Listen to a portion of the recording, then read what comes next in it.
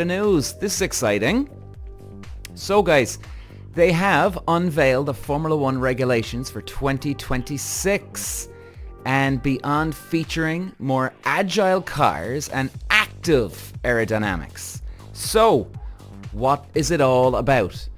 Here it is. From 2026 onwards, Formula One will have more agile cars, which are 30 kilos lighter and thus better able to battle on track. Number 2, a redesigned power unit featuring increased battery power and an even split between internal combustion engine and electric power, plus the use of 100% sustainable fuels. Number 3, active aerodynamics in the form of movable front and rear wings to allow for closer racing. Number 4, increased overtaking opportunities through the introduction of a new system that gives drivers a short burst of additional battery power when within 1 second of the car in front. Number 5, improved safety through stronger structures and even tougher tests. And the last one, commitment from a record number of 6 power unit manufacturers. Well, where do we start with these bad boys? It sounds exciting, guys. It sounds exciting. I'm not going to try and be a bit of a buzzkill. A lot of times, a lot of rules come out. You just don't know where they're going to land. In other words, we've spoken about the updates and that the teams come out with every year. And thing is, it can do really, really well in the wind tunnel. And everything looks great in factory.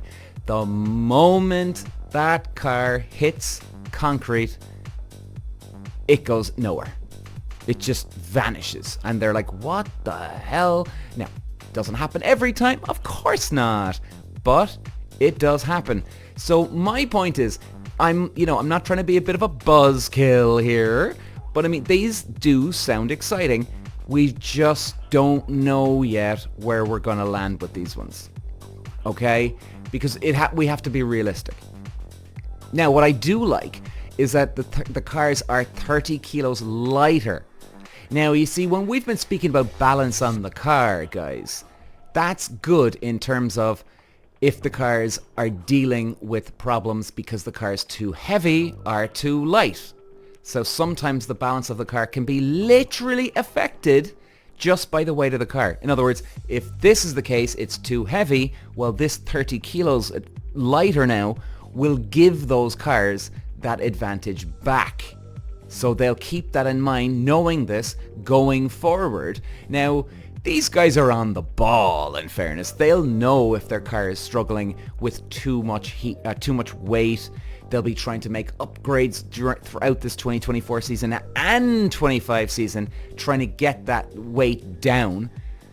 But then it takes the pressure off going into the 26 season. And I'm also excited about more interested about the additional battery power. So let me read this one out to you again. They're saying here, increased overtaking opportunities through the introduction of a new system that gives drivers a short burst of additional battery power when within 1 second of the car in front. Now, many of you may be saying, well, that sounds like DRS in a way, or it's the same type of principle. Maybe you're not saying that, but in a way it's the same principle. In other words, you get within 1 second of the car in front, you gain an advantage, the back wing opens up and the car goes faster, right? Whereas this way, they're getting additional battery power, so it's coming straight from inside the car. I would think it probably is more exciting than a DRS, because opening up the back wing, as we can see, it can work. It can definitely work.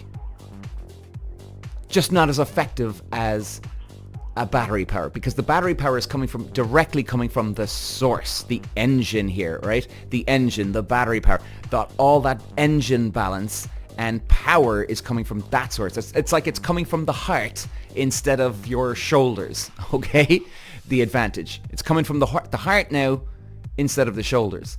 And with aerodynamics, because we've spoken about this as well, with mechanical grip, if you get the mechanical grip sorted, you may be able to play around with downforce now and the wing levels because you've got so much mechanical grip. And then the cars would have been set up for that DRS. Now the problem is with the DRS is that, and really for the battery power too, is that the balance of the car can be affected. Now you see, they would take this into account going on the track every time for a race, because, right lads, if you're in a DRS situation now, how many times are you going to be in a DRS situation in the race? Hard to know, but we need to just factor in that a little bit too, because okay, you may get an advantage down the straight past the guy in front, but you're going into that corner now very quick. You're just going to have to slow down a little bit extra, but if they do carry that extra little speed, you have to account for that little speed too. So you've got to have a little bit of give in your balance. What I'm saying is, if you've got a car that's 100% well balanced, sometimes it's better off to just lay off the gas a little, go to 99.5%, because for things like DRS, or in this case, extra battery power, you might carry a little too much speed through and boom, you might gain an advantage or even lose the advantage. Or just in general, tire wear throughout the race.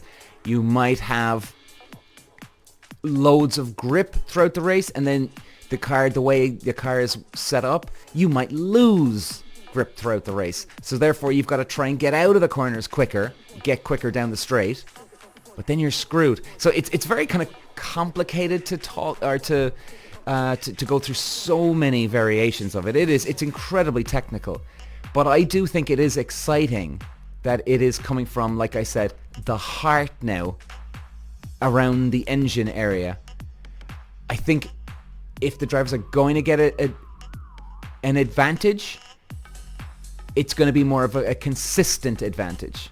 So that is exciting, definitely, no doubt.